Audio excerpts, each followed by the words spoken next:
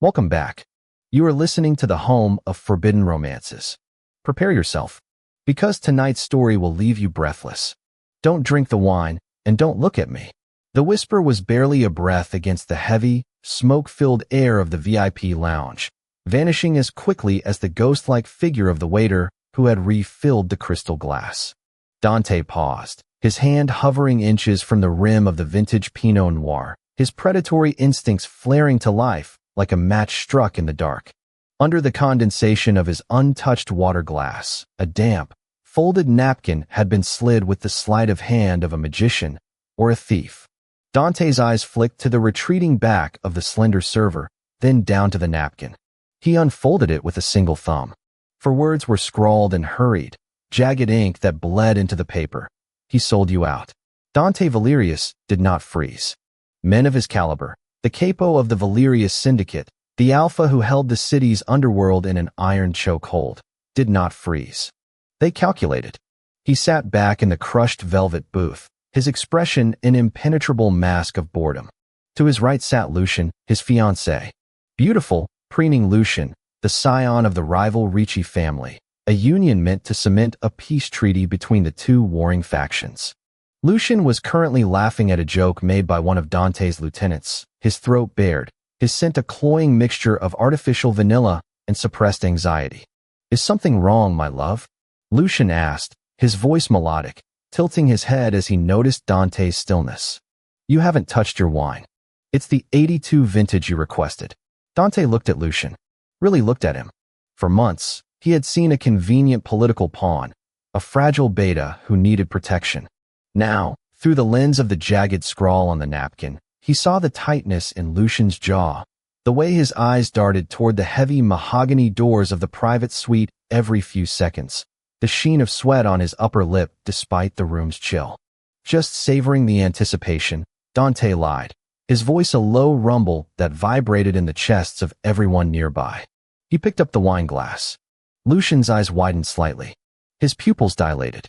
Anticipation. Not of a kiss, but of a corpse.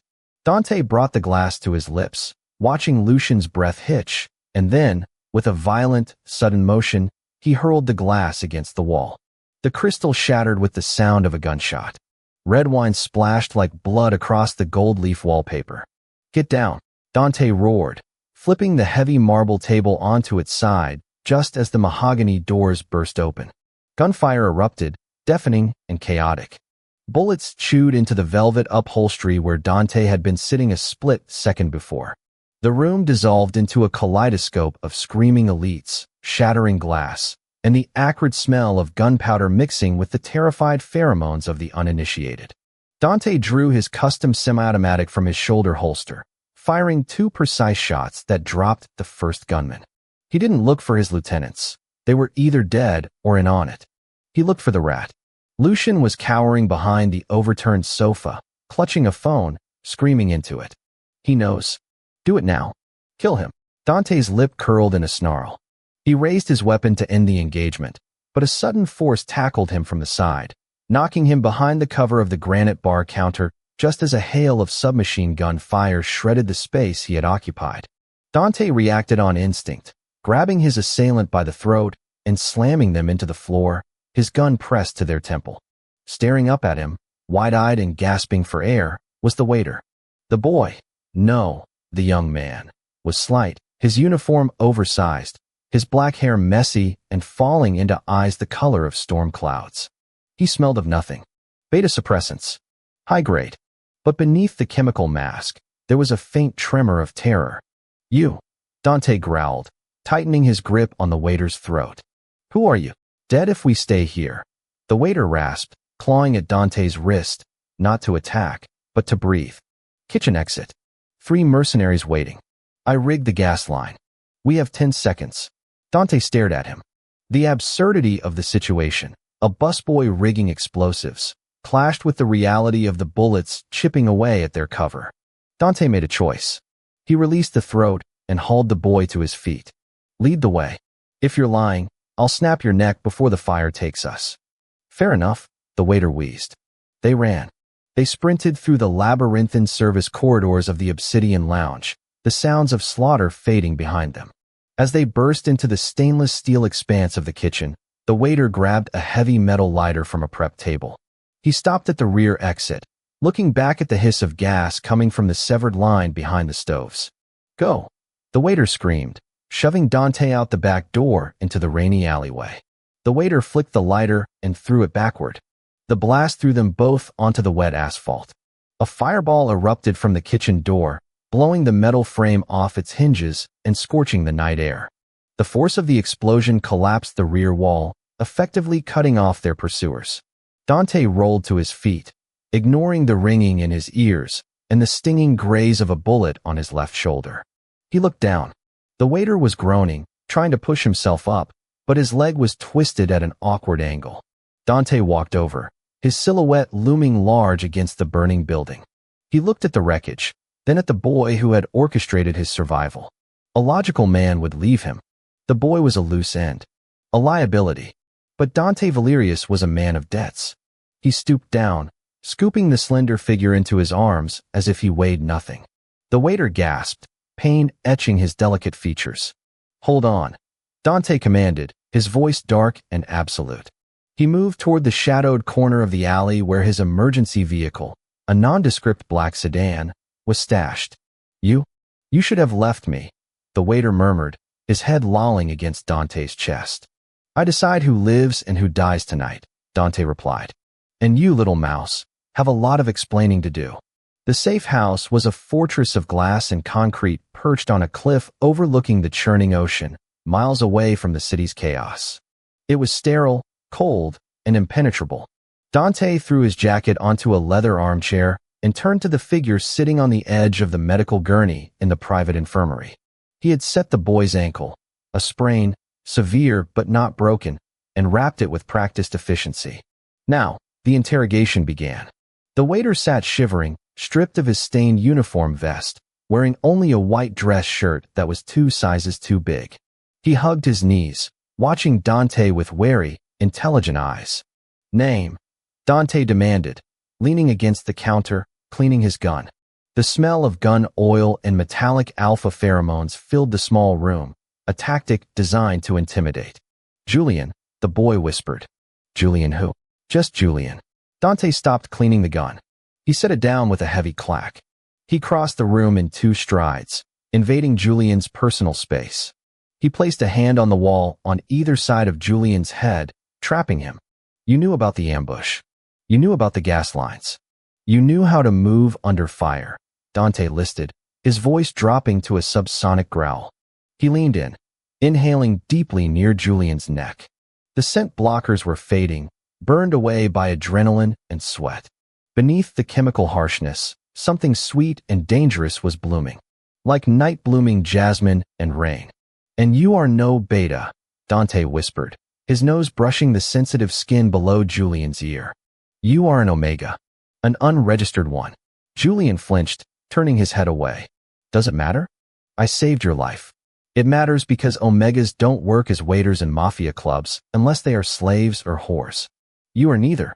You have the hands of a pianist and the eyes of a killer." "Who sent you?"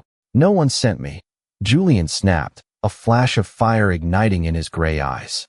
He looked back at Dante, defiance warring with fear. "I was saving myself.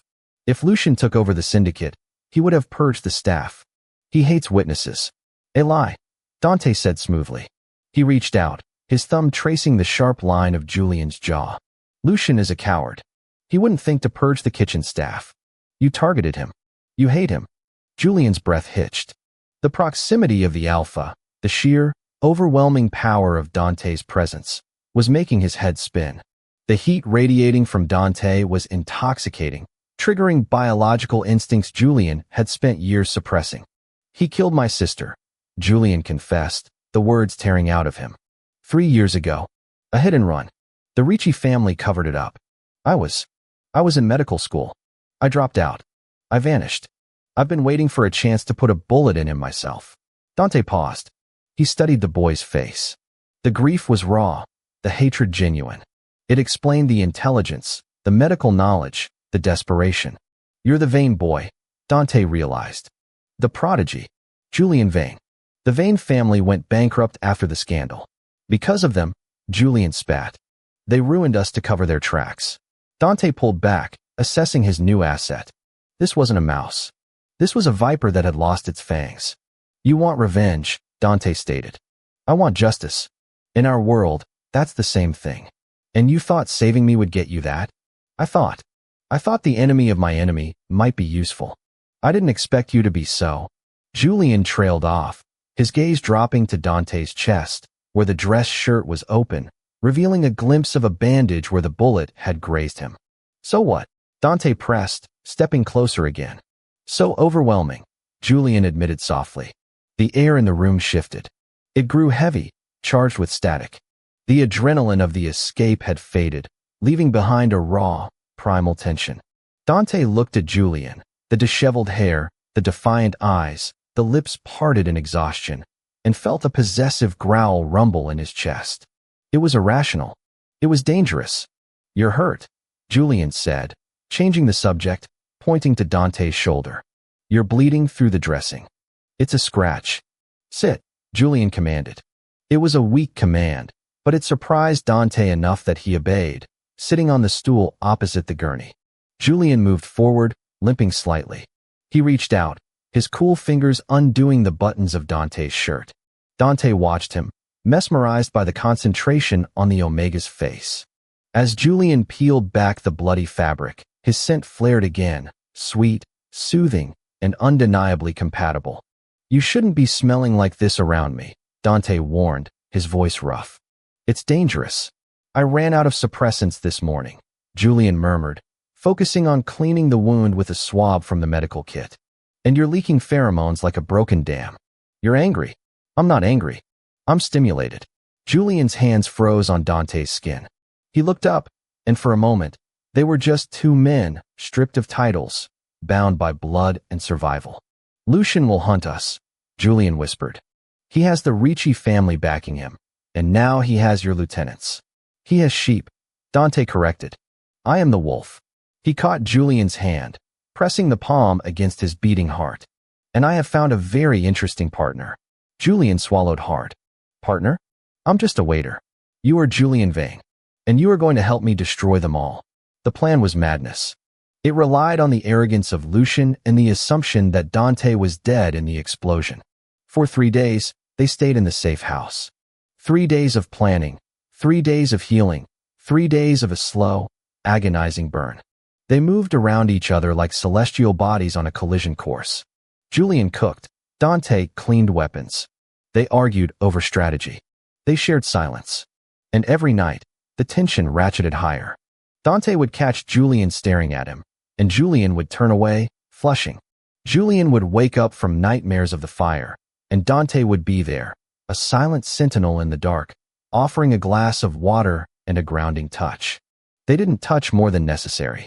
They didn't kiss. The stakes were too high, and the trust was too fragile. But the bond was forming, a tether of gold and steel connecting their souls. On the 4th night, the trap was set. Lucian was holding a memorial gala for Dante at the Valerius estate, a move to consolidate his power and claim the syndicate throne. It was bold. It was insulting. It was perfect. Dante and Julian arrived not in a storm of gunfire, but through the front door. The guards at the gate hesitated, terror washing over them as they recognized the alpha they thought was Ash. Dante didn't speak. He simply walked, radiating an aura of such intense, suffocating dominance that seasoned hitmen dropped their eyes and stepped aside. Julian walked a step behind him, no longer in a waiter's uniform. He wore a tailored suit of midnight blue, borrowed from Dante's reserve, the cut emphasizing his slender waist and the newfound confidence in his stride. He looked like a prince returning from exile. They entered the grand ballroom. The music died. The chatter ceased. Hundreds of heads turned. Lucian stood on the podium, a champagne glass in hand, mid-eulogy. He turned pale, the glass slipping from his fingers to shatter on the floor, a poetic echo of the night it all began. Dante, Lucian stammered. My love, you're alive. It's a miracle. Save it. Dante's voice carried across the silent room without a microphone. He walked down the center aisle, the crowd parting like the Red Sea. You tried to kill me, Lucian. That was business. I could almost forgive it. He stopped at the foot of the stage. He reached back and pulled Julian forward, his hand resting possessively on the Omega's lower back. "But you insulted my intelligence," Dante continued, his eyes burning with cold fire. "And you stole something from him." He gestured to Julian. Lucian looked at Julian, confusion warring with fear. "The waiter? Who cares about a waiter? I am Julian Vane." Julian spoke, his voice clear and ringing. "And you killed my sister, Elena." A murmur went through the crowd. The Vane scandal was well known. The accusation was a bombshell. "Lies!" Lucian shrieked, his composure cracking. "Guards! Kill them! They're imposters." The guards raised their weapons. But they didn't aim at Dante. They aimed at Lucian.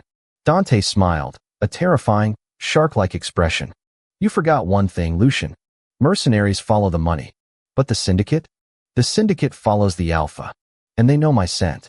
Dante had spent the last 3 days not just healing, but making calls, reminding the underworld who held the leash. "It's over," Dante said softly. Lucian fell to his knees, sobbing. 2 guards dragged him away, his screams echoing until the heavy doors slammed shut. Silence descended on the ballroom. All eyes were on Dante and Julian, the king and his. "What?" Dante turned to Julian. The adrenaline was fading, leaving the triumph. He looked at the man who had saved his life, the man who had stood beside him in the fire. "You have your justice," Dante said quietly, ignoring the hundreds of people watching. "I do," Julian breathed, his eyes shining. "What now?" "Now," Dante said, stepping closer. "We discuss the future." He reached out and cupped Julian's face. This time, there was no hesitation. The pheromones swirled around them, Dante's rich cedar and musk, Julian's sweet jasmine, creating a perfect harmony that every alpha and omega in the room could sense. It was acclaiming. "Stay," Dante commanded. It wasn't an order given to a servant. It was a plea from a soulmate. Julian smiled, a genuine, heartbreakingly beautiful smile. He placed his hand over Dante's on his cheek. "I'm not going anywhere, boss." Dante leaned down. The kiss was not gentle. It was searing, possessive, a seal on a contract written in blood and gunpowder. It was a promise that while the world might burn around them, they would stand amidst the ashes, ruling together. And that is how the viper tamed the wolf. If you enjoyed seeing Julian rise from the shadows to take his place beside the king, destroy that like button. And tell me in the comments, would you have saved Dante, or let the man who represented everything you hated burn? I'll be reading your answers. Subscribe for the next chapter. Until then, prompt image. Prompt, masterpiece, best quality, high-res, 1.2. Korean manhwa style, semi-realistic, digital art. 2 men, BL, Yaoi, Man 1. Tall alpha, Dante, sharp jawline, intense predatory eyes, dark slicked back hair, wearing unbuttoned black dress shirt, bandage on shoulder, possessive expression, hand cupping other man's face. Man 2. Julian, beautiful omega, messy black hair, gray eyes, blushing, wearing ill-fitting white shirt, vulnerable yet defiant expression, looking up, background is dim. Safe house infirmary, medical supplies, tension, atmospheric lighting, dust motes, emotional intimacy, cinematic composition, sharp focus.